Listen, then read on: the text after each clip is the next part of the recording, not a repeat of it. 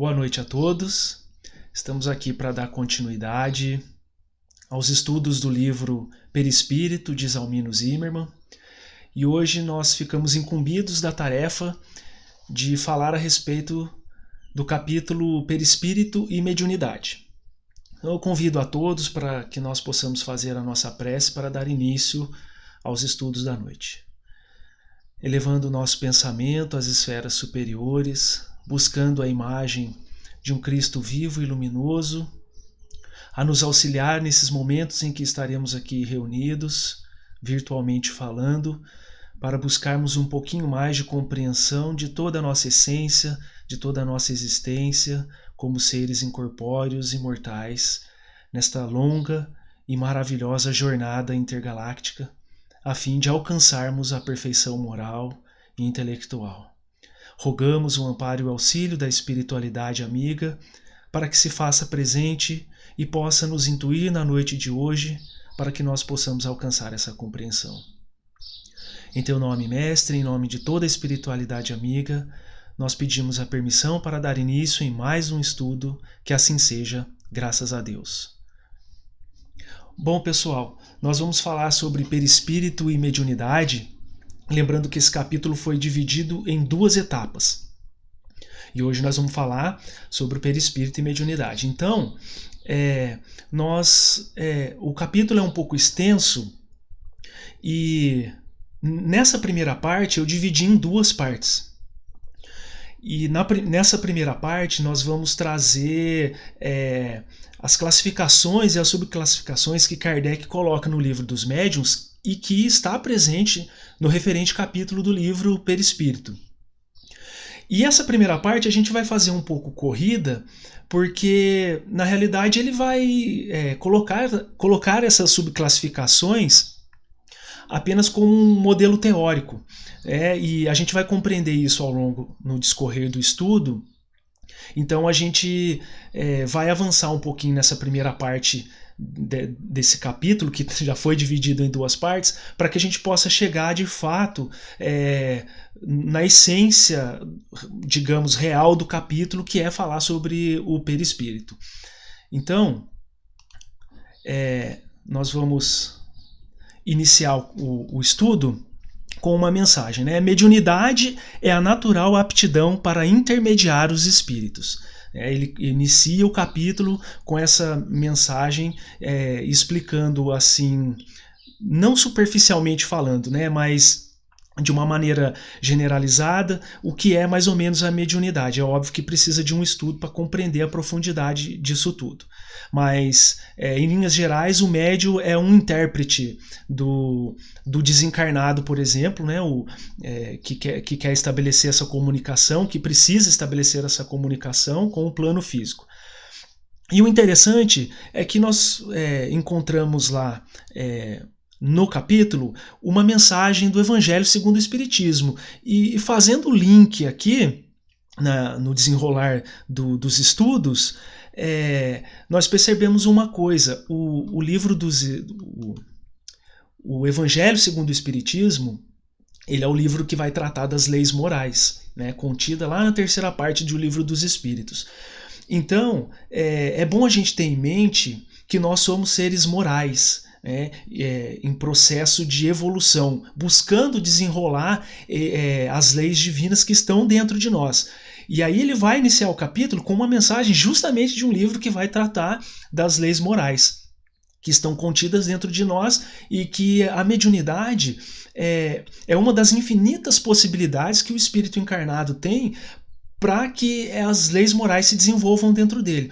Então, a pessoa que reencarna nesse orbe com a tarefa de desenvolver a mediunidade para intermediar, para ser o intérprete, o intermediário entre o mundo desencarnado e o encarnado, tem essa responsabilidade e deve desenvolver a mediunidade a fim de procurar essa melhora, de procurar melhorar-se, de procurar desenvolver a mediunidade dentro de si. E nós vamos entender com uma certa profundidade, assim nós esperamos, né, que os benfeitores nos nos intuam no processo dessa noite, nós vamos entender que o perispírito tem um papel muito mais do que fundamental nesse processo. Tá? Então, a mensagem diz o seguinte: para conhecer as coisas do mundo visível e descobrir os segredos da natureza material, outorgou Deus ao homem a vista corpórea, os sentidos e instrumentos especiais. Com o telescópio, ele mergulha o olhar nas profundezas do espaço e, com o microscópio, descobriu o mundo dos infinitamente pequenos. Para penetrar no mundo invisível, deu-lhe a mediunidade. Olha que mensagem tão profunda, de um conteúdo moral tão profundo, que nos ajuda a enxergar o que há por trás de todo esse processo, de todo ser imortal e incorpóreo que nós somos, né? Temporariamente habitando um corpo com uma estrutura fantástica, né, que é o nosso corpo físico.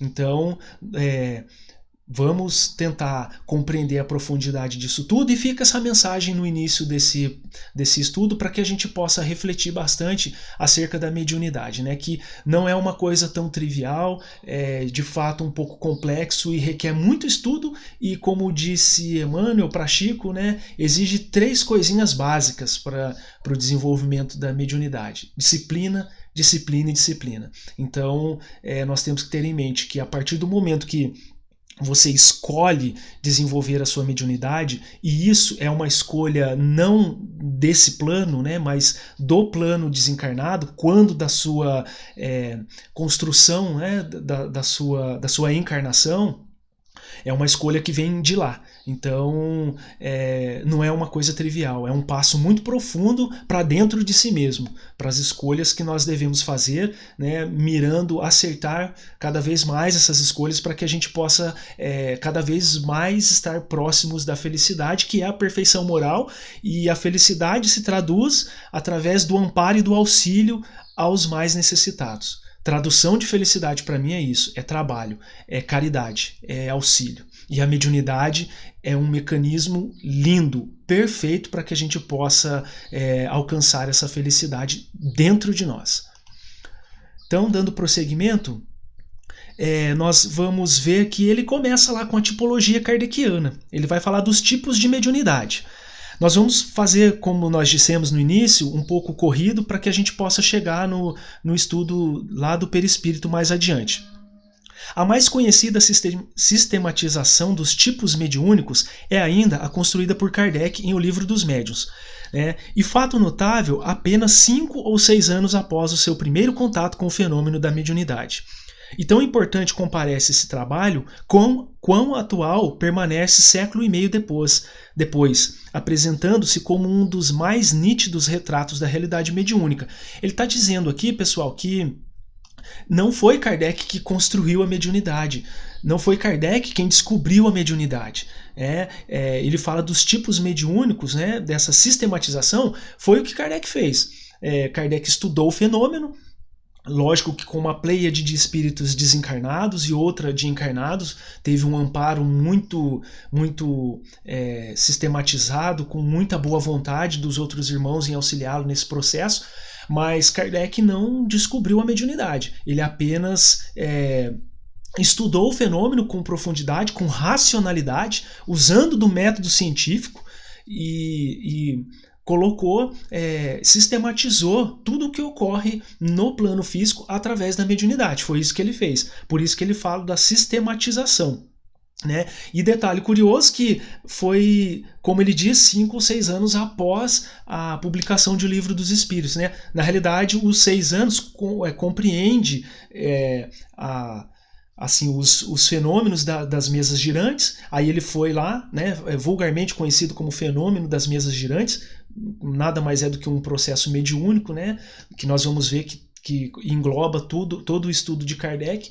Então, a partir daquele ponto até os 6 anos, quando ele começou a escrever O Livro dos Médiuns. Então, ele teve contato com a mediunidade durante todo esse tempo. Kardec não era médium, e eu creio que assim era preciso, porque isso vai dar uma base mais concreta e mais racional para os estudos de Kardec, porque ele, não sendo médium, ele vai observar os fenômenos mediúnicos e vai fazer um olhar de fora Porque se ele fosse médium, seria fácil atestar que tudo aquilo que estava ocorrendo era verdade. Eu sou médium, então é verdade, eu posso atestar para você. Então, ele não sendo médium, eu creio que isso deu uma base, ajudou a estruturar as bases sólidas do espiritismo, principalmente na questão da mediunidade. No caso, o Livro dos Médiuns. Então vamos voltar aqui para os slides para dar continuidade. E aí ele começa, né? Ele coloca várias tabelas falando dos tipos de mediunidade. Então nós vamos ter os médiuns de efeitos físicos e os de efeitos intelectuais. As mesas girantes nós podemos colocar como efeito físico. E os efeitos intelectuais nós vamos ver lá os médiuns audientes, falantes, videntes. E aí vocês vão observar na tabela aí todos os tipos de mediunidade com relação aos efeitos físicos e aos intelectuais. São sensitivos, impressionáveis, naturais ou inconscientes, facultativos ou voluntários. Como nós dissemos, vai ser meio complicado explicar item por item, porque vocês verão que são muitos itens dessa tipologia kardeciana. Então, como o título é Perispírito e Mediunidade, eu creio que ele colocou essa tipologia aqui, ele trouxe essas tabelas de Kardec aqui, do Livro dos Médiuns, para mostrar a gama de possibilidades que existe no campo mediúnico. Então nós vamos mostrar aqui apenas para efeito didático, tá? Com certeza no centro nós tem o desenvolvimento mediúnico, tem o estudo da mediunidade, então lá semana após semana os médiums, os dirigentes da casa, eles dão os estudos, o Júnior, o Marco, o Alcir, o Jonas e tal, eles dão os estudos lá e vão explicar os itens lá de uma maneira mais apropriada.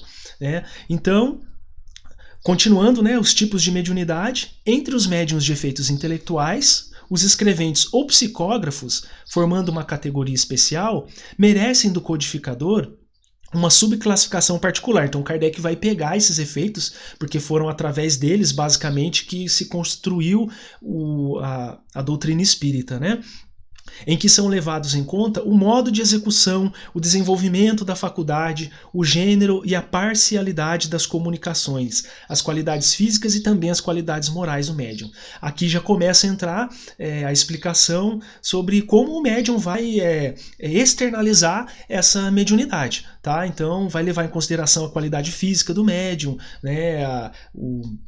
o gênero e a parcialidade das comunicações. Então ele vai analisar tudo isso. E aí nós vamos ver nessa tabela que ele vai falar dos médiuns escreventes ou psicógrafos, uma subclassificação da tabela anterior. Então ele vai falar lá, segundo modo de execução, um exemplo rápido, médiuns mecânicos, médiuns semimecânicos, que o espírito toma o braço direto do médium, para escrever. Tem os intuitivos, que vão receber as intuições, os polígrafos, médiuns poliglotas, que vão psicofonar em várias línguas, escrever em várias línguas e tal.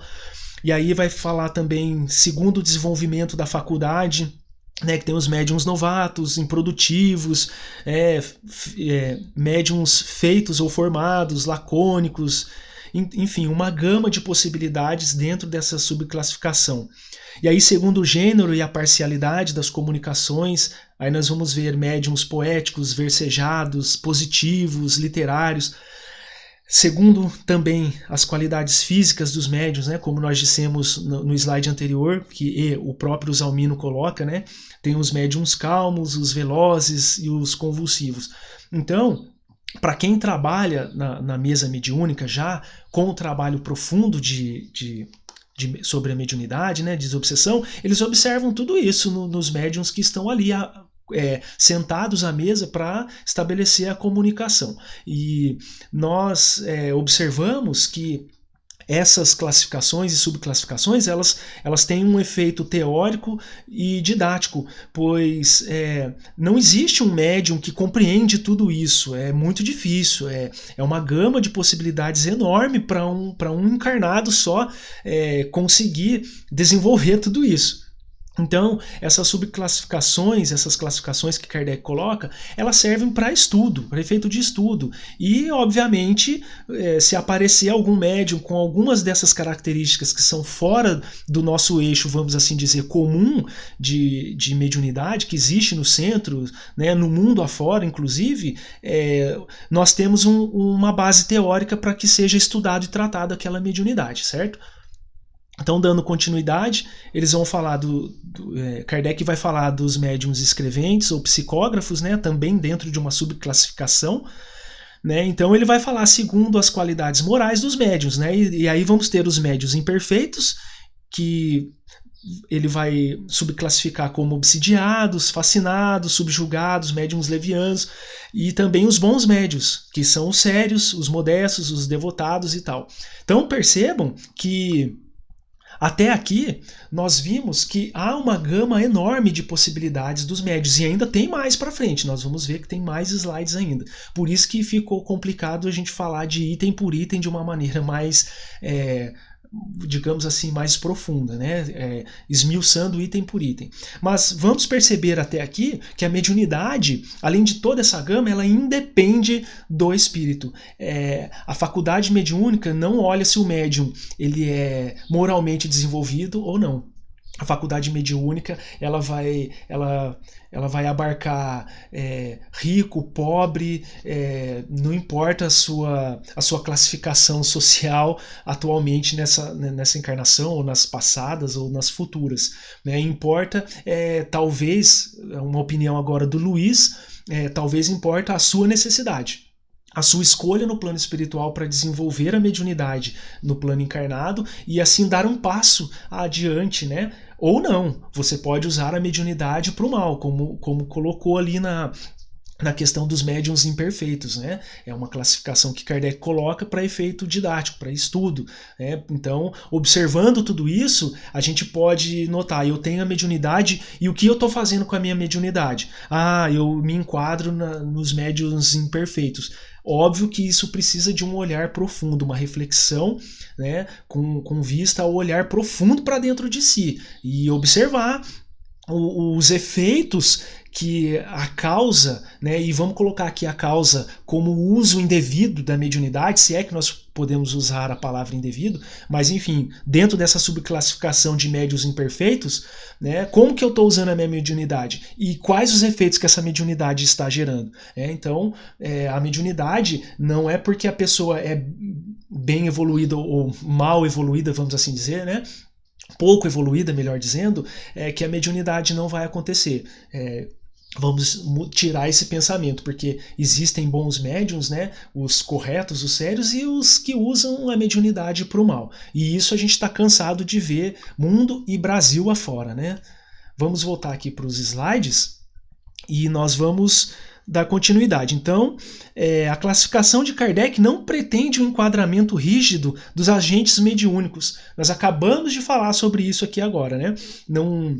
Não é uma coisa assim que Kardec vai falar, olha, é assim que acontece e cada médium é dessa maneira e tal. Não, ele não bate o martelo com relação a isso, né?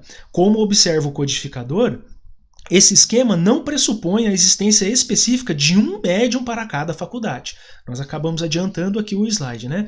Ao contrário, o médium pode possuir diversas aptidões mediúnicas.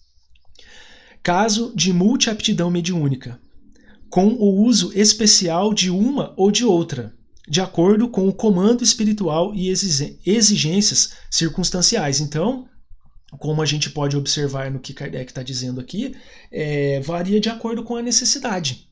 Depende do médium. Então, eu creio, né, Luiz Henrique falando de novo, uma opinião particular, um médium que vai abarcar toda essa gama de possibilidades é meio complicado. Exige talvez um desenvolvimento tanto moral e mediúnico quanto físico, porque a mediunidade nós sabemos que ela também é uma condição orgânica.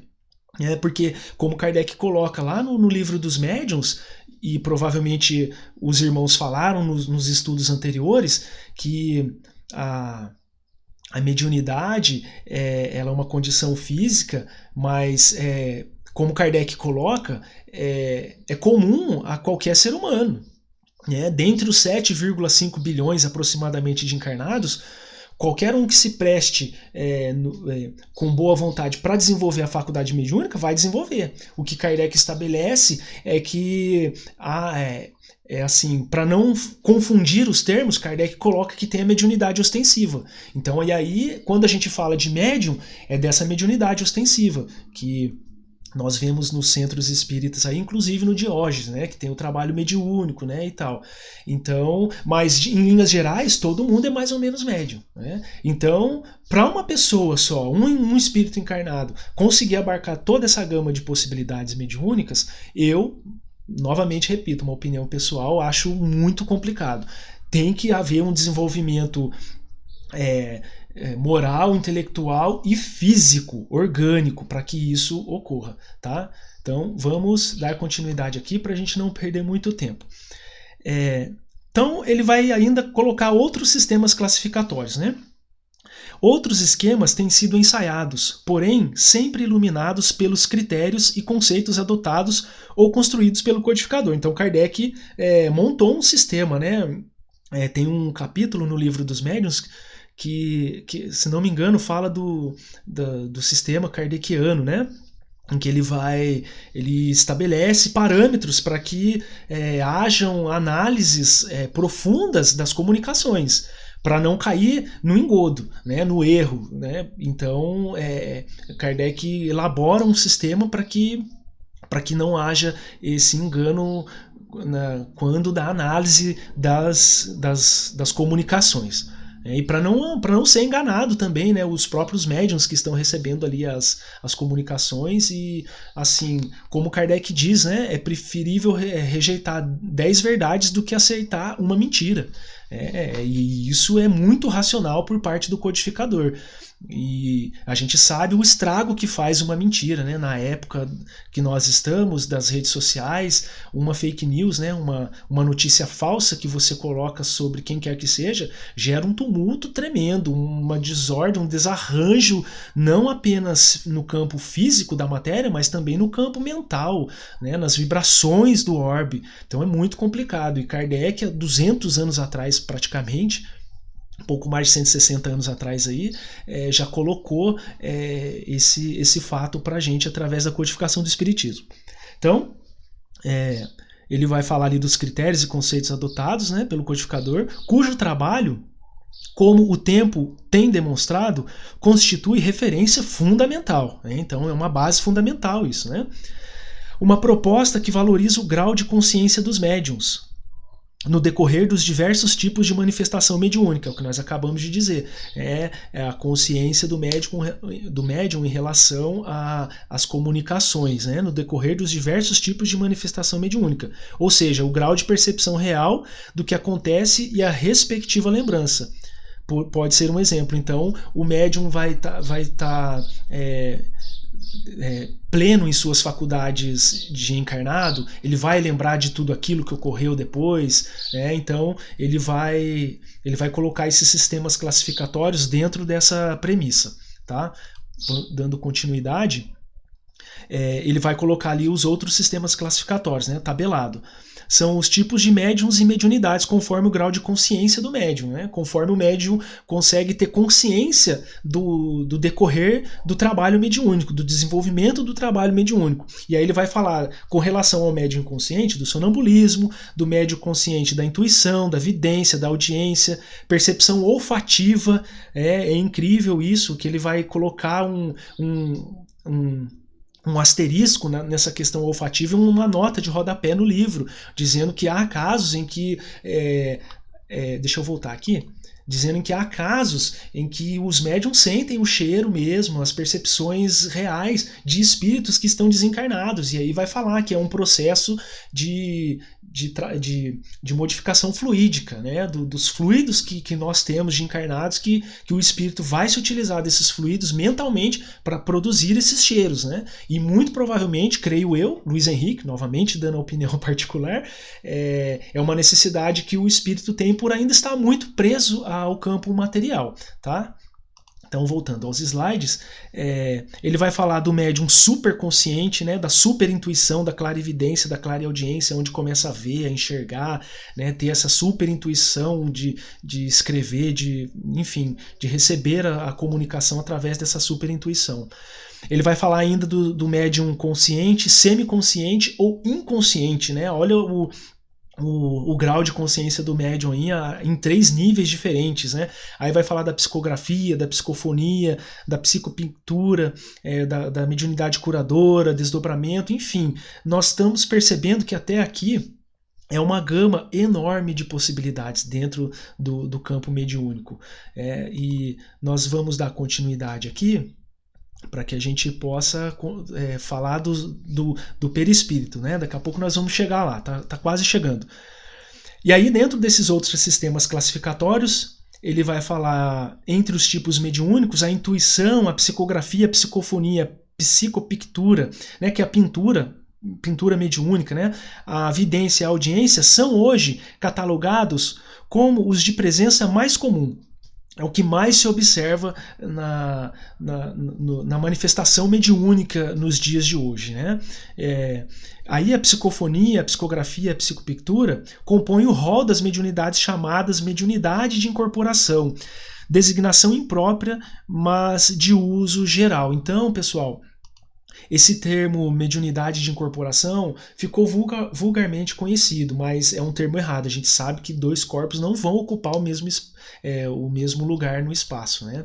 Então a gente precisa estar atento aos estudos para que a gente não cometa erros crassos, né? Erros assim banais que não devem ser cometidos por quem se propõe aos estudos, né? Erros básicos. A gente sabe que é um processo, né? Ele vai explicar isso no livro, Zalmino, que é um processo mental, né? E Kardec, aliás, é à luz do espiritismo que o Zalmino explica essa questão desse processo mental que ficou vulgarmente conhecido como mediunidade de incorporação, tá? Então a gente vai perceber, nós separamos um slide específico para explicar como ocorre o fenômeno, tá? Então nós vamos entender o que é essa mediunidade de incorporação, tá joia? Vamos voltar aqui para os slides.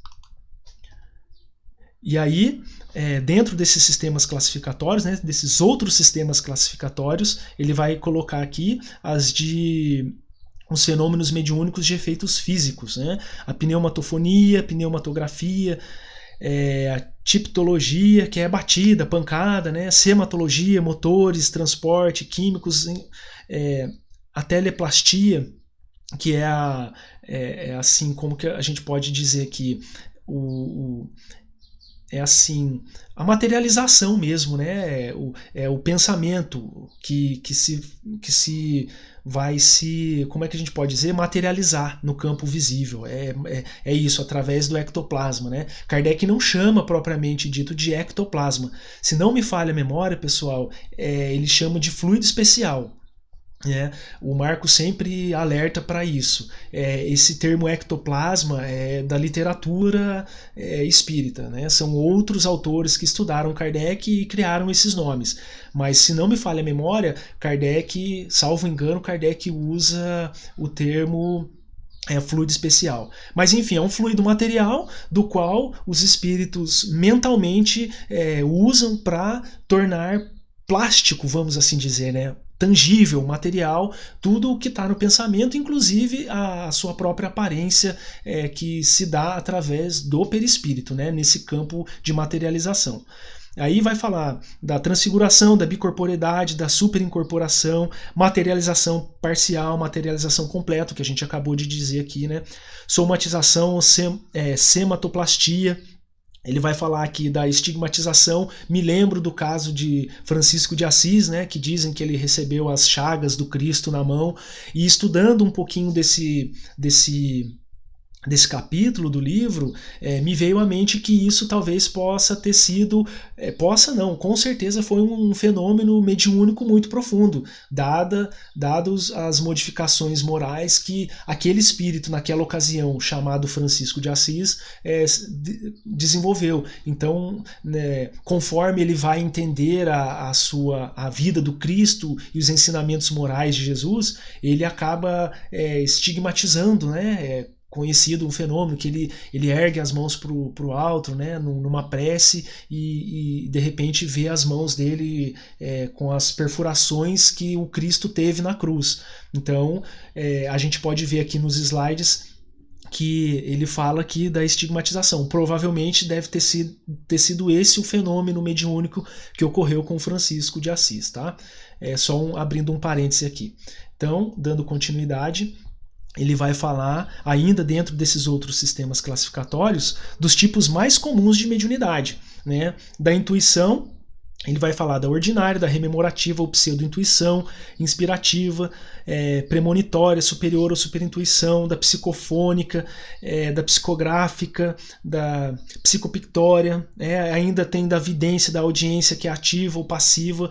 A gente percebe que essas classificações, elas praticamente estão olhando para o infinito, vamos assim dizer, né? Elas não pendem, e talvez possam pender ao infinito, porque essas classificações que Kardec coloca no livro dos médiuns, elas estão dentro do que o espírito de terceira ordem pode compreender. Sabe-se lá como com relação a um espírito de primeira ordem, como se dá a mediunidade de um Cristo, por exemplo. A gente conhece o que Jesus fez aqui na Terra há 2000 anos atrás. Ele é um espírito de uma envergadura moral gigante como é a do Cristo, ter que se limitar a um corpo físico como o nosso. Deve ter sido um processo muito de alta complexidade. Não que seja assim, talvez seja difícil, mas não que seja impossível para um Cristo. Quem pode mais pode menos. Então, mas eu creio que para um espírito de uma envergadura moral, de uma evolução intelectual tão gigante quanto a do Cristo, se prender a um corpo físico como o nosso é algo, talvez, uma das coisas mais difíceis, assim, mais complexas de se realizar para um espírito de terceira ordem, de primeira ordem, né? Então, com relação à mediunidade de um espírito, ele realizou tudo o que um corpo físico permite. Por isso que não existe milagre. A doutrina espírita enxerga que não há milagres. São efeitos naturais que o espírito imortal tem condições de realizar. E o Cristo nos mostrou parte dessa mediunidade com uma potencialidade que a gente não faz ideia, né, de um espírito de primeira ordem, como é o próprio Cristo. Então, essas subclassificações, essas classificações, é uma base teórica que nós temos para efeito de estudo, né, e do desenvolvimento de estudo para o desenvolvimento da mediunidade. A gente tem que ficar sempre atento ao que a teoria nos diz, porque a teoria tem que estar alinhada à prática, sempre, né?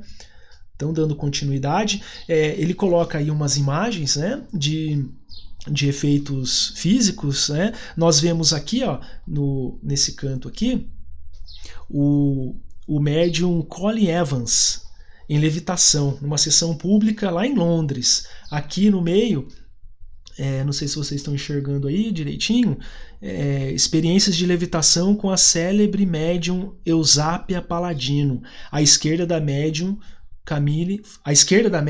está Camille Flammarion. E aqui, nesse outro canto, nós temos efeitos físicos, né? Aksakov fazendo experiências de levitação com a médium Eusápia Paladino.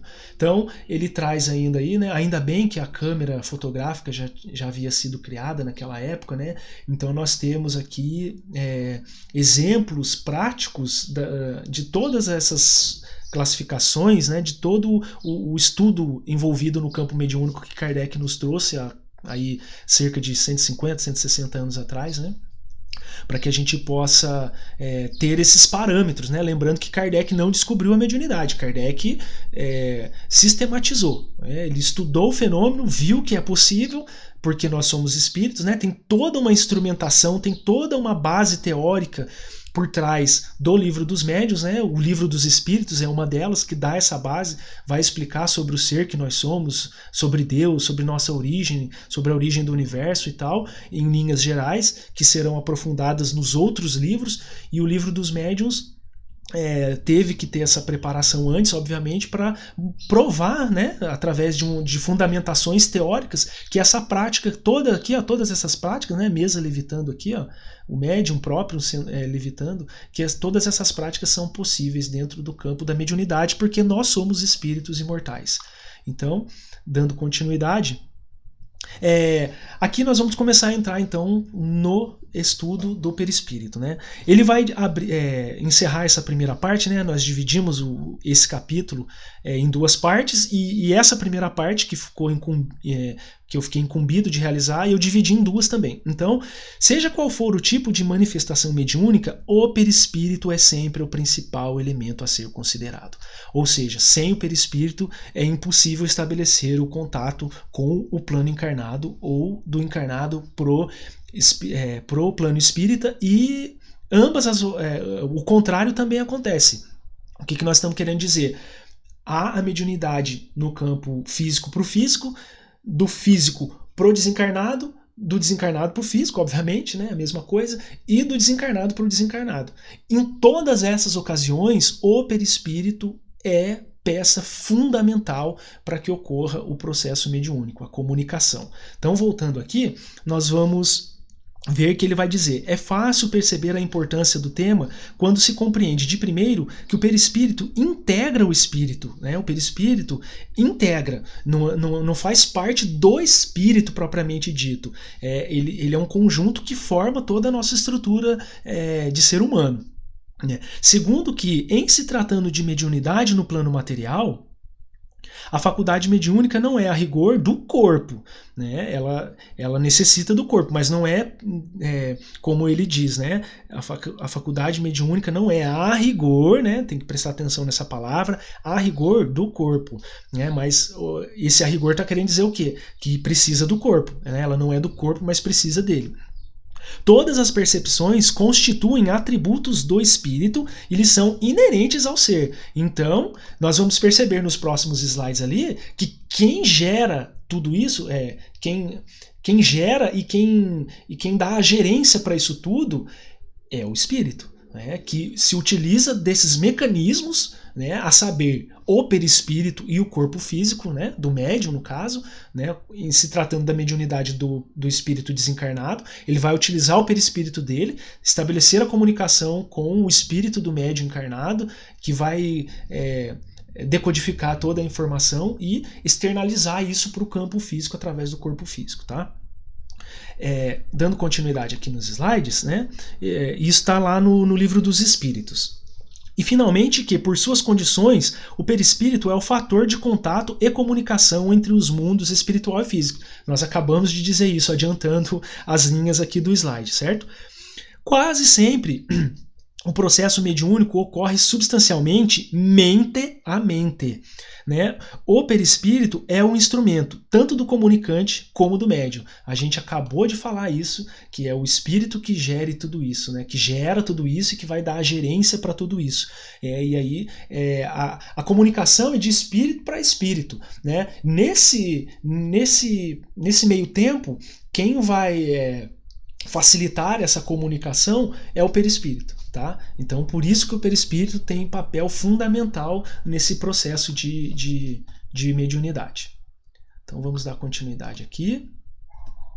Agora, pessoal, nós chegamos na explicação do slide anterior. Então, vamos ver se vai dar tudo certo aqui. Olha, explicando isso aqui, ó, tem o espírito comunicante, né, ele precisa estabelecer um processo de comunicação, ele quer passar uma mensagem, e aí o que ele vai fazer? Ele vai formular um pensamento e pela vontade vai transmiti-lo. Então, outro fator, né, que aparece aqui, preponderante, é a vontade. Então, ele formulou o pensamento, vamos assim colocar entre linhas, né, formulou um pensamento, e aí pela vontade ele quer transmitir. Ele vai passar essa mensagem, né, vamos assim colocar entre aspas, codificada, para o seu próprio perispírito. né? Porque não existe espírito sem perispírito. O espírito está colocado aqui, ó, vocês podem ver, como uma... A gente escreveu, porque não tem uma forma para classificar o espírito. O espírito não tem forma, não tem cheiro, não tem... Enfim. Então, para exemplificar o espírito ali, a gente escreve, né? Para ficar livre de qualquer amarra nesse sentido aí da questão da explicação do que seria o espírito, né? Fisicamente falando. Então ele vai transferir esse pensamento através da vontade para o seu perispírito, para o próprio perispírito dele, né? Estamos vendo aqui, ó, a setinha indicando aqui. Aí esse perispírito vai transformar vai passar essa mensagem para o espírito do médium, que vai decodificar. Ele criou uma mensagem, um código, né? Passou pelo seu perispírito, o espírito do médium decodificou. E aí, o que ele fez? Ele traduziu essa mensagem, né? Decodificar, traduzir, colocando em linhas gerais. Aí ele vai passar, o espírito vai passar para o perispírito do médium, né? Do encarnado.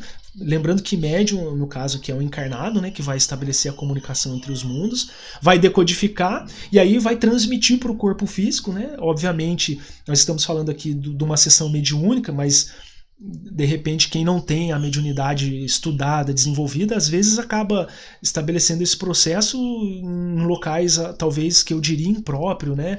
Aí a gente vê aí que as pessoas são internadas em hospícios, etc e tal, e tomam medicamentos fortes para controlar esses efeitos que os médicos acreditam estar apenas no cérebro, mas muitas vezes está se tratando de mediunidade.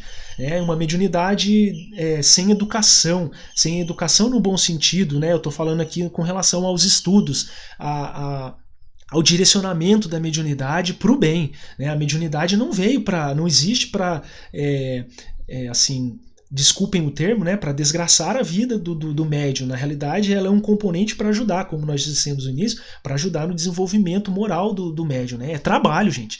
É trabalho. Mediunidade é trabalho. E como eu sempre gosto de reforçar nos estudos, né, nós gostamos sempre de reforçar nos estudos, o trabalho é a lei moral para um espírito de terceira ordem mais importante, né? O trabalho vai nos levar à felicidade completa, né? A felicidade que está dentro de nós, que se vai desenrolar através do trabalho, né, do estudo, da compreensão e do auxílio, do amparo ao próximo, através da caridade, né?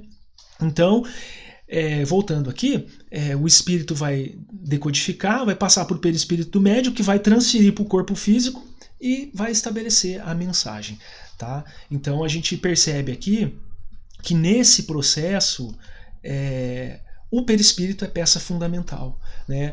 Estando o médium encarnado ou não, né? Aliás, estando o espírito desencarnado, o perispírito é a peça fundamental no processo. E também a gente, observando tudo isso, como ele falou no slide anterior sobre essa questão, aqui nesse slide, com essa explicação, a gente tentou esmiuçar o que ele disse no slide anterior. É o espírito que estabelece o pensamento, é o espírito que ama, é o espírito que odeia, é o espírito que sente essas emoções. Então tudo isso está gravado no psiquismo do ser. E isso se coloca para fora através do perispírito. O perispírito, como a gente sabe, é um corpo semi-material. Não é que a metade dele é uma coisa e a metade é outra. Na realidade, a construção, vamos assim dizer, do perispírito, se é que a gente pode taxar isso de construção, né? Mas enfim, ela engloba esses dois termos, né? Semi-material. Se ele é semi-material, é sinal que a outra parte é alguma outra coisa. E o que a gente pode estabelecer como sendo essa uma outra coisa? Semi-espiritual, né? Semi-fluídico. Então é uma coisa que a gente tem que pensar, porque essa semi-materialidade do perispírito, ela vai servir para quê? Eu vejo assim, nós temos o espírito aqui, né?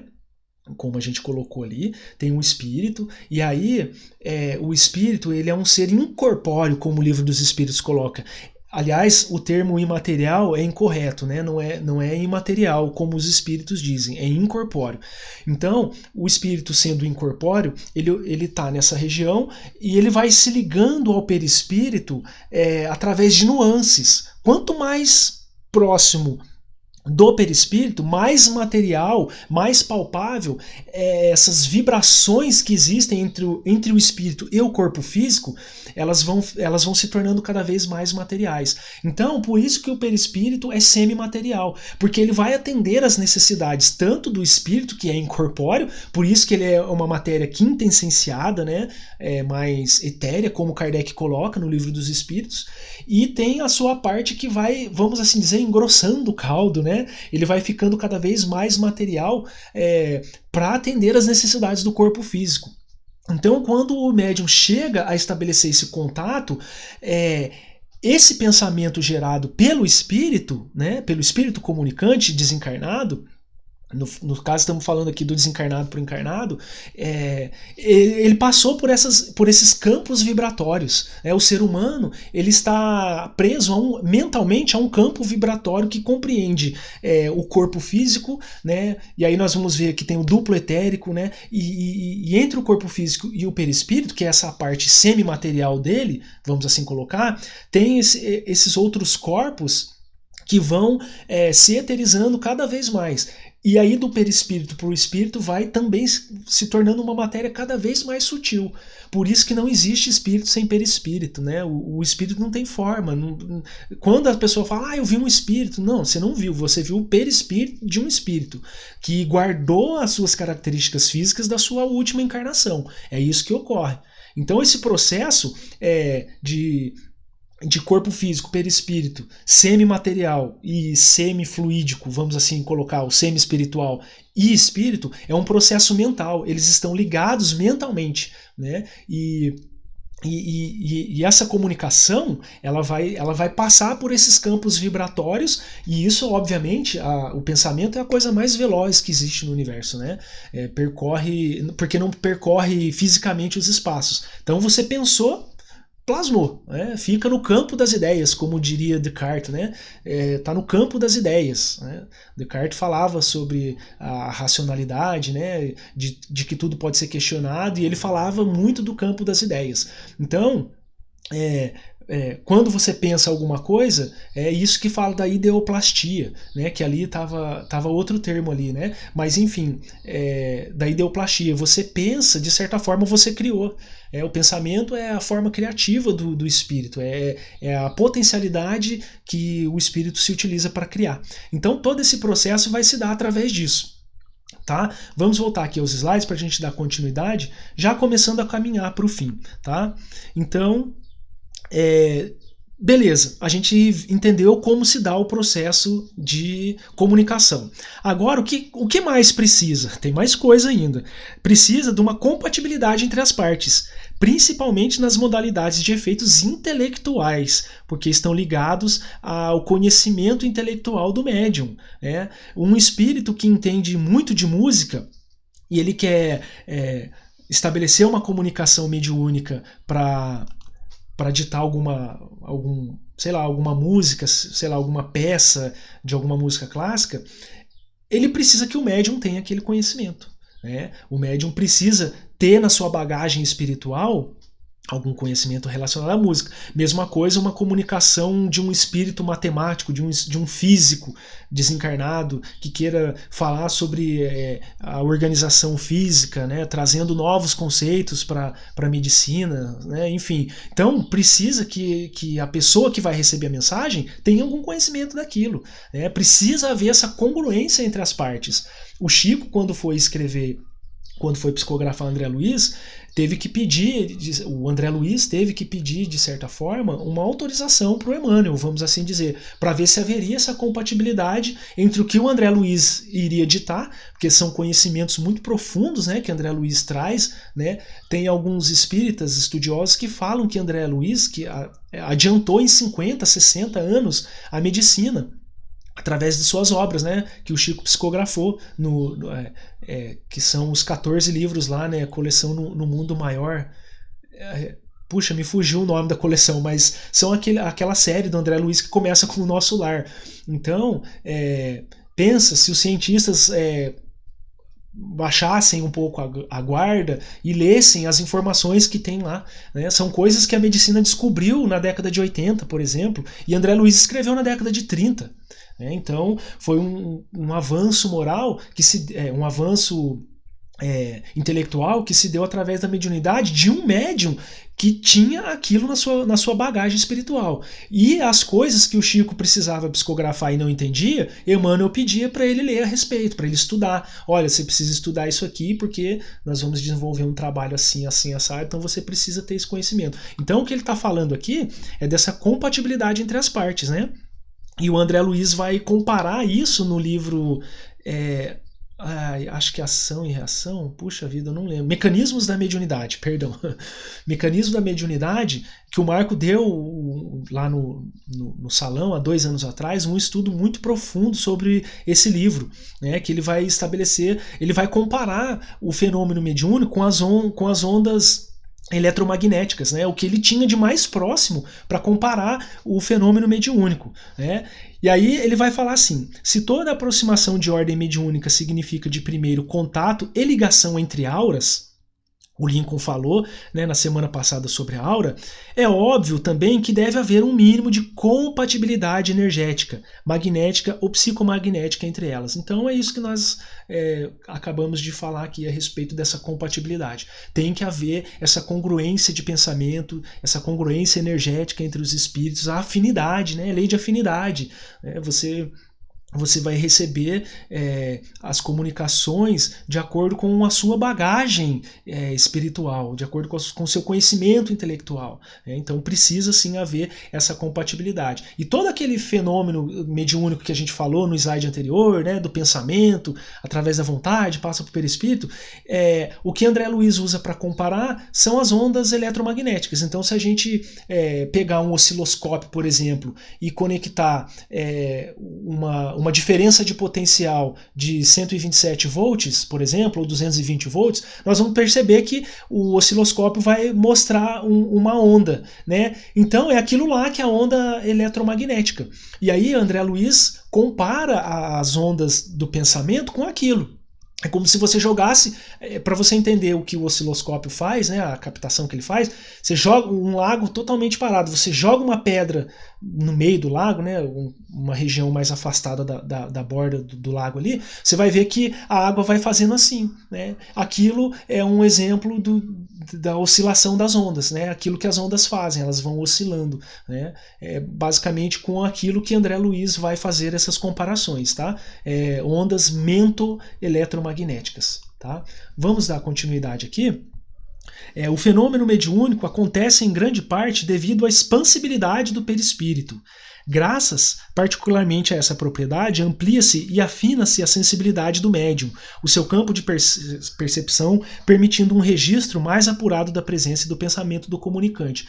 Gente, eu vou falar a minha experiência própria agora.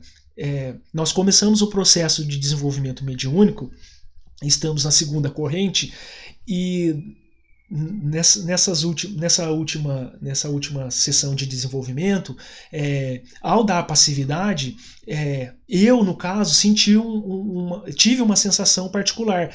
A impressão que eu tive é que o meu corpo estava fazendo assim para o lado. Aí o Júnior explicou, né, e eu senti isso na hora, que era a expansibilidade, né, a capacidade de expansão do perispírito. Você começa a perceber sensações mais apuradas, porque isso não é do corpo físico, isso está sendo transmitido para o corpo físico. O seu perispírito, com essa característica de expansibilidade, o que ele faz? É como se estivesse inchando e transpondo as barreiras físicas do corpo, das células, né, do seu organismo, e se aproximando mentalmente do plano espiritual, de todo o contexto espiritual que tem ali. Então é basicamente isso que acontece do que ele está falando aqui nessa questão desse fenômeno mediúnico, né, que é a expansibilidade do perispírito. Então, remetendo ao quadro lá que nós vimos da questão do pensamento, da transferência de ondas mento-eletromagnéticas através do perispírito até chegar no corpo físico, nós vamos perceber que isso tudo se dá através dessa expansibilidade do médium, que o perispírito expande e vai captar as vibrações mento-eletromagnéticas do comunicante. Então o corpo físico vai guardar essas sensações, e aí vai cair naquela subclassificação de sensibilidade do médium, da capacidade perceptiva, se ele vai guardar as sensações do fenômeno ou não, se ele vai dar uma passividade profunda a ponto de não se lembrar de muita coisa, né? Então a gente percebe que essas classificações e subclassificações são importantes serem estudadas passo a passo para a gente entender o que ocorre no fenômeno mediúnico, né? No desenvolvimento e no trabalho mesmo, porque com conhecimento, né, uma doutrinação, né, um trabalho mediúnico de desobsessão, Kardec coloca no Livro dos Médiuns, não existe amuleto, não existe leitura assim de qualquer texto que seja, ritual material nenhum que vá desenfrear a ação perversa de um espírito obsessor, né? Isso está na última prece pelos obsidiados lá do Evangelho segundo o Espiritismo, né? O que determina esse processo de desobsessão, né? O trabalho de desobsessão do dirigente ali consiste no avanço moral do médium, né? Você precisa ter um avanço moral, né? Não só falar de Jesus, não só falar de Kardec, mas viver Jesus e viver Kardec, né? A gente precisa viver aquilo que a gente fala, porque se você não é exemplo de nada, que exemplo que você vai dar para o desencarnado que está ali sedento de conhecimento? Ele está obsidiando porque na realidade o objeto de obsessão tem tudo aquilo que o obsessor precisa. Ele está correndo atrás do que é dele, o que ele acha que é dele por direito. Então, num processo de desobsessão, o que vai contar, obviamente, o seu conhecimento doutrinário, né, para que você tenha um gabarito teórico para doutrinar aquele espírito que está obsidiando, mas, acima de tudo, você tem que ter vivência, você tem que ter prática, ou seja, o desenvolvimento moral. O seu conhecimento intelectual para desobsidiar um espírito, de nada vai valer se você não viver a prática mediúnica no seu dia a dia, se você não viver a prática caritativa no seu dia a dia, mas a caridade tal como Jesus entendia, né? A caridade moral, né? Porque a caridade de dar esmolas, essa aí qualquer um faz, né? Então se trata disso. Então, voltando aqui aos slides, nós vamos dar continuidade, então, né, já caminhando quase para o finzinho. Faculdade natural inerente, pois, à própria vida. A mediunidade manifesta-se diferentemente em cada pessoa. Então, a gente precisa observar aqueles sistemas classificatórios, né? A gente viu que os mais comuns são, hoje em dia, a mediunidade de psicografia e psicofonia. A psicopintura, né? E alguma outra lá que nos fugiu o nome agora. Mas, enfim, pode ser que as outras aconteçam, né? E tendo essa estruturação teórica, nós vamos saber desenvolver o médium que traz aquela qualidade específica, né? Mas, enfim, ele está dizendo que a mediunidade manifesta-se diferentemente em cada pessoa, e isso é muito, muito observável, porque nós somos particularidades, como é dito nos estudos, né? Nem a nossa digital, 7,5 bilhões de encarnados é igual. Não, por que a personalidade vai ser? Não é. Nós temos espíritos que se encaixam basicamente nos mesmos gostos, nas mesmas afinidades, né, nas mesmas preferências, guardando certas afinidades. Mas, particularmente, nós somos inteligências, assim, como é que a gente pode dizer? Particulares, né? Nós somos personalidades, né? E a personalidade é única de cada um, né? Então, por isso que a faculdade, que a mediunidade vai se manifestar diferentemente em cada um. Assim, embora os processos mediúnicos possam ser enquadrados em um esquema geral, as peculiaridades que marcam os modos de manifestação guardam relação com a estrutura psíquica, né? E de cada médium, sua constituição orgânica, sua história espiritual. Então, como nós vimos, nós podemos ver ali agora que é uma tríade, né? A estrutura psíquica, o desenvolvimento das questões mentais, a constituição orgânica, né, porque a mediunidade necessita dos órgãos bem estruturados, com saúde, né, e sua história espiritual, a sua bagagem, né, de conhecimento e de desenvolvimento moral e intelectual, a evidenciarem condições perispiríticas únicas, que vão definir os vários tipos de intercâmbio mediúnico.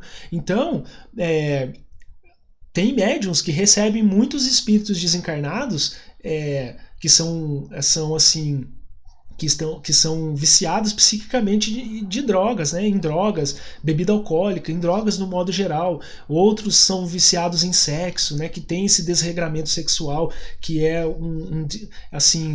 são as questões sexuais mal trabalhadas ou pouco trabalhadas, né? Pouco desenvolvidas. E isso quer dizer que a pessoa é assim, que o médium é assim? Não, isso não quer dizer isso. Quer dizer que, de alguma forma, isso compõe a estrutura do médium. Né? Porque, como nós falamos, tem que haver essa afinidade. Então, alguma coisa com relação ao tipo de comunicação tem que ter no médium. Eu sinto dizer isso para vocês, mas é bem óbvio que Kardec deixa explícito nos estudos. Mas isso não quer dizer, pessoal, que nós sejamos assim. O Luiz só vai, a partir que ele se tornar um médium, né, vamos supor que isso aconteça ainda nessa encarnação, Luiz agora é médium, ele só vai receber espírito sofredor que sofre com relação a sexo e a drogas. Isso não quer dizer que eu seja assim, né, e nem qualquer médium, nós não estamos dizendo isso. Nós estamos dizendo que ou provavelmente em alguma outra vida nós desvirtuamos esses espíritos que se encontram nessa condição e agora a partir do desenvolvimento da faculdade mediúnica nós vamos ajudá-los, né? E o que dá uma conotação de que nós temos isso dentro de nós de alguma forma, porque mesmo que você não tenha se viciado em drogas, você ajudou a outros espíritos a se viciarem, outros encarnados a se viciarem. Então, de certa forma, isso ficou gravado no seu psiquismo, no seu perispírito. E aí, esse processo de, vamos assim colocar entre aspas, limpeza perispiritual, né, que vai se dar através da mediunidade, essa limpeza, pessoal, estou dizendo na questão do avanço moral, tá? Colocando aqui de uma maneira talvez mais simples para a gente entender. Então, que vai se dar, né, esse avanço moral que vai se dar através da mediunidade vai passar pelas suas mãos de médium que vai auxiliar esses espíritos. Tá? Então é mais ou menos isso que ele está dizendo. E para tudo isso, a gente precisa de um corpo físico saudável. Né? Principalmente na questão da disciplina. Você não vai se empanturrar de alimento, né, de bebida alcoólica, qualquer tipo de bebida em excesso, até mesmo água, beber muita água antes do trabalho mediúnico. Né, o corpo físico requer as suas necessidades fisiológicas, então, de repente, a necessidade de ter que ir ao banheiro no meio do processo mediúnico vai atrapalhar o desenvolvimento do trabalho, né? Então a gente precisa ter consciência desses atos antes do trabalho mediúnico e não abusar dos alimentos, né, dos pensamentos também deletérios. Né? A partir do momento que você está se deslocando ao centro, é bom você colocar uma música no carro, né? Ou se estiver indo a pé ou de bicicleta, procurar ir fazendo uma prece para estabelecer, para facilitar o trabalho de comunicação dos espíritos, né? Porque os sofredores, eles são, de certa forma, levados à mesa mediúnica por espíritos mais compreendidos do processo mediúnico, né, que tem condições de auxiliá-los. E nós fazemos parte desse trabalho, né, quando você se predispõe a trabalhar numa mesa mediúnica. Tá? Então, dando prosseguimento, observe-se a propósito que justamente por tratar-se de uma faculdade íncita a todo ser humano, íncita quer dizer implantado, semeado pela natureza. Nós estamos vendo a tradução da palavra aqui, ó. Tá aqui no cantinho aqui, ó, íncito, tá? No sentido figurado, que está intimamente gravado, impresso no ânimo, tá? Então vamos dizer que é inerente ao ser humano, né? E por que é inerente? Porque é do espírito. E o espírito é o quê? O espírito é um ser. Nós somos seres incorpóreos, né? Nós somos espíritos encarnados, né? Então, íncita a todo ser humano, a mediunidade existe independentemente de condições morais da pessoa. Nós adiantamos mais esse slide lá atrás, né? Falando que não depende da condição moral da pessoa, né? Do ser humano. Sendo certo, todavia, que quanto mais realizado moralmente o médium, mais se lhe apura o filtro perispirítico e, de conseguinte, mais proveitosa será a sua produção, pela facilidade de atrair, pela lei de afinidade, espíritos cada vez mais adiantados. Então, o que ele está querendo dizer aqui? Quanto mais conhecimento você tem, quanto mais desenvolvimento moral você tem, mais o seu filtro perispirítico, ó, ele coloca a palavra perispirítico, que é uma conotação de perispírito, né, dá a entender que está relacionado ao perispírito. Então, quanto mais moralmente você vai estar desenvolvido, intelectual e moralmente falando, mais você terá uma condição de plasmar um perispírito mais apurado, mais quintessenciado, e com isso atrair, como ele coloca, né, pela lei de afinidade, espíritos cada vez mais adiantados, né? E isso vai trazer um conhecimento significativo para que a gente possa ajudar os mais necessitados, os que ainda estão reticentes na ignorância, no mal, né? Que se comprazem em fazer o mal, tá certo? Nós vamos caminhando aqui para o final e eu gostaria de deixar essa mensagem aqui, bem breve mesmo, né? Para que a gente possa ter em mente que o desenvolvimento mediúnico, a questão do desenvolvimento perispirítico, né, como acabou de ser colocado no slide anterior, né, o nosso desenvolvimento moral, tudo isso está dentro de nós. Né? Quando Jesus disse, brilhe a vossa luz, na realidade essa luz a qual Jesus se referiu nessa passagem, é a luz do conhecimento, é a luz que brota naturalmente, incitamente falando, das leis divinas que estão gravadas, escritas, como Kardec coloca, na nossa consciência. Lá no Livro dos Espíritos, Kardec pergunta sobre as leis divinas, né, onde elas estão escritas. Né, ele coloca assim escritas, né, e os Espíritos respondem que é na consciência. Né, então, que a luz imperecível do conhecimento clareie-nos as trevas da ignorância. Né. A maldade em si não existe, Deus não criou o mal. Na realidade, a maldade é fruto da ignorância no sentido de ignorarmos o conhecimento. Então, toda a estruturação contida no Livro dos Médiuns, né, já para nós espiritistas, né, espíritas, que seguem a doutrina trazida pelos espíritos codificadores, pelo espírito de verdade, através de Kardec e dos encarnados que auxiliaram Kardec, né, nos bastidores dessa empreitada, desse trabalho magnífico que foi a decodificação do espiritismo, que a gente possa desenvolver essa luz através dessa codificação do espiritismo, que, né, contida particularmente nesse estudo no Livro dos Médiuns. Então vamos abrir o nosso conhecimento, a nossa mente, o nosso coração e estudar com vontade, né, com verdade, com disciplina, para que a gente possa se melhorar, né, e através do trabalho da caridade ajudar o avanço moral e intelectual do orbe. Tá? Então que a luz imperecível do conhecimento clareie-nos as trevas da ignorância. E assim nós nos despedimos na noite de hoje, esperando de coração que todos possam ter compreendido a análise do capítulo, né? Tentamos aqui sintetizar o mais breve possível, espero que não tenha me alongado muito, fazendo aqui uma resenha do capítulo, né? Um resumo e expressando a opinião, né, não particular, mas passando pelo filtro do espiritismo, né, à luz de Kardec, para que a gente possa abrir a nossa mente ao conhecimento. Então, convido a todos a fazermos a nossa prece de encerramento, elevando mais uma vez o nosso pensamento, buscando o amparo e o auxílio da espiritualidade amiga, para que a gente possa colocar todo o conhecimento em prática no nosso dia a dia, lembrando que a evolução moral se dá através do convívio em sociedade, do convívio com o próximo, buscando dentro de nós mesmos as mudanças tão necessárias para o nosso desenvolvimento moral e intelectual.